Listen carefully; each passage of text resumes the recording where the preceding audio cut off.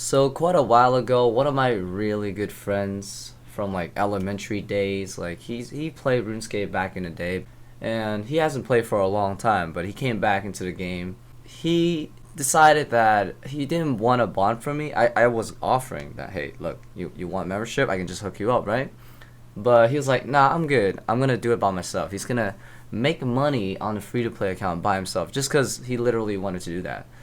You know what'd be interesting if you actually like kind of recorded your progress. I kind of egged him on that idea, and so he did. So he recorded some of his progress from when he was free to play and recorded how he made enough money on free to play to get a bond.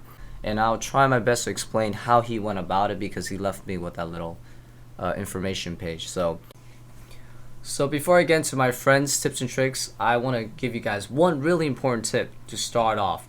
So I highly recommend you guys get the 10,000 GP right off the bat from the Security Stronghold dungeon found in Barbarian Village. So the idea is you traverse through the dungeon while learning about some of the things that you can do to keep your account safe. And there are 4 floors. The first floor will give you 2,000 GP for finishing.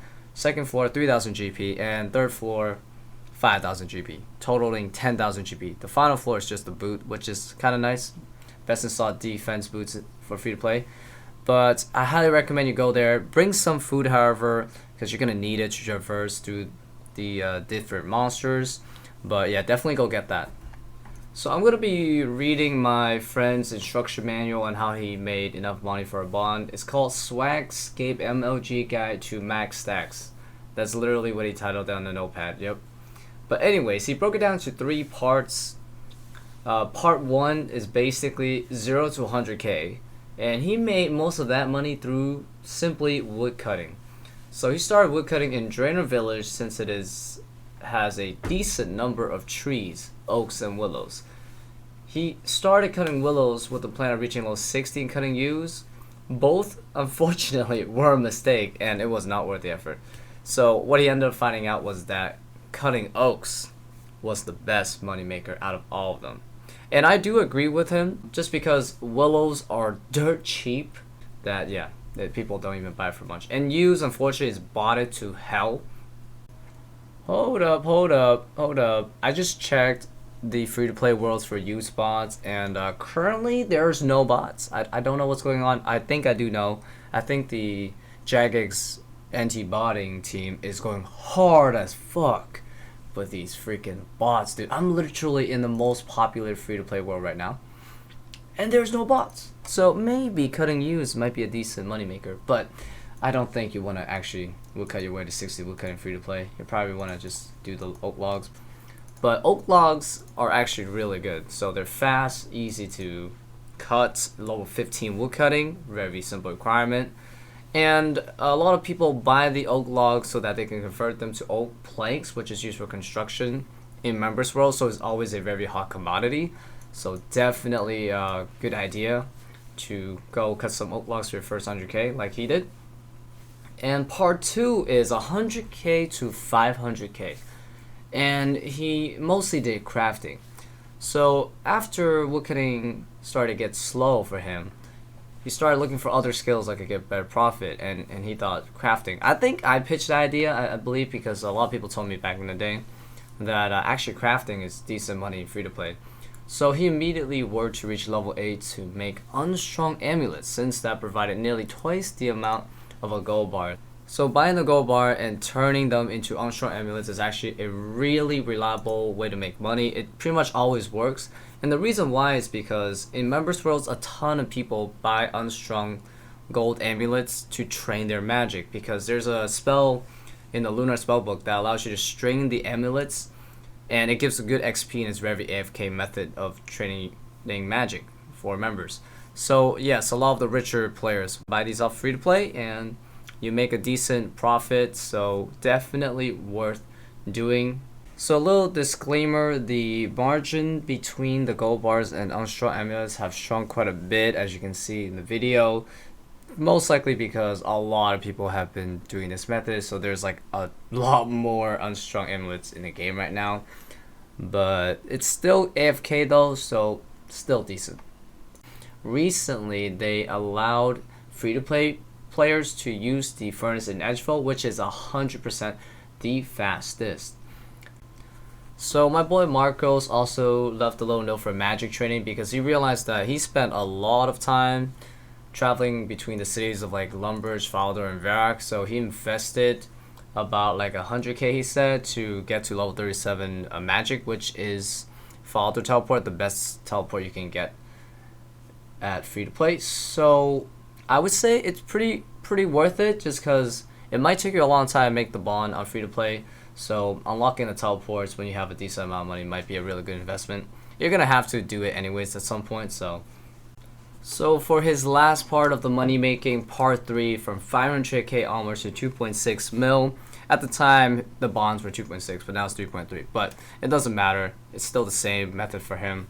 So his final strategy was flipping. So after he realized that crafting really wasn't gonna, be fast enough for him in terms of money making, he decided to do flipping. So he said that learning to flip initially was very difficult, but after he got the hang of it, it was smooth sailing from there. So he had little game knowledge of items and the prices. He hasn't played RuneScape much at all. He's an older guy now, right? He's an adult now, so he kind of knows street smarts, right? He's learned a thing or two just from being an older guy. So he decided to stick with items that he was familiar with in terms of flipping, those items, which were stuff like oak logs and gold bars, right? Because he was using them before to sell just directly as money, but he realizes that he can probably just flip them as well. So for example, I think his biggest inspiration was when he started, he realized one day that oak logs were selling at an unusually low price, like maybe half the price that they were in the GE at the time. So he decided to just use all of his investments. I think it was like 500k or something. He bought like 300k worth of oak logs at half the GE price, and what he did was he sold them at regular GE price overnight. So when he woke up, he pretty much doubled his money just off of that, for example. So I think after that he got hooked and he decided, to keep trying to merch, right? So he did some oak logs, and then he also realized that gold bars were pretty decent. He was flipping about 10 GP per bar. He was buying low and selling high. But obviously it takes some time, right? So you have to wait a while to resell them at a higher price, just because most people aren't going to buy at a higher price, right? So there will be less people buy at a higher price, but if you leave them overnight, it doesn't really matter. Those people will come by and, pick them up at the higher price, and you'll make a nice, decent margin when you wake up.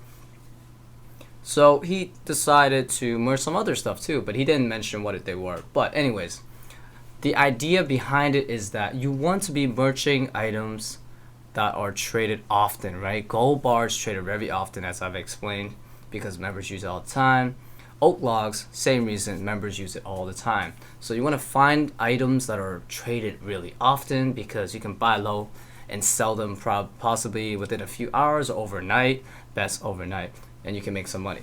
So there's this page that I'm going to show you here on the RuneScape, oldschool.runescape homepage, called the Grand Exchange section. You want to go on that, and then you want to click on most traded item, and this list will tell you the most traded items in the game, including member stuff. But there's a lot of free-to-play stuff there as well, like runes, like feathers. We got some ores, iron ore, coal, some arrows. So there's a bunch of stuff that is very commonly traded, even as a free-to-play. So definitely experiment with those, and you'll probably make some nice margins. It's risky though, but trust me, if you have patience, you'll definitely get some really good profit off of merching. This is #1 best moneymaker for free-to-play, without a doubt, which I agree with Marcos. And that is how my friend Marcos made his money for a bond in free-to-play. You're going to be doing some really similar strategies in order to get this done relatively fast. I think it took him about 2 weeks to do it, but he also works full-time though, so yeah, you can definitely get it done faster if you put your mind to it. But anyways, one last thing, I want to recommend you guys the OSRS wiki.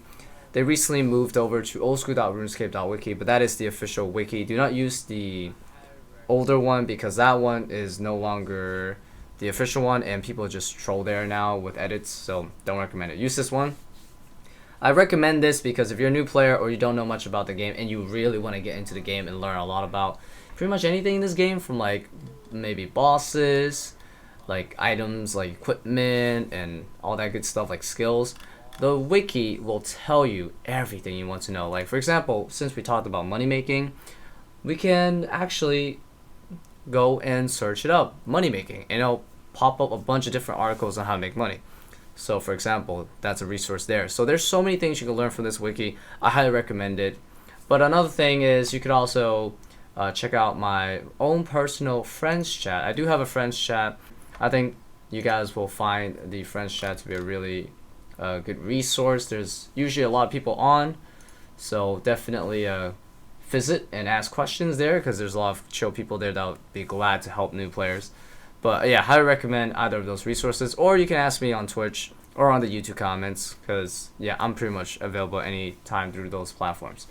Anyways, thank you guys so much for watching, and I'll catch you guys with another video in a few days hopefully. Take care and bye bye.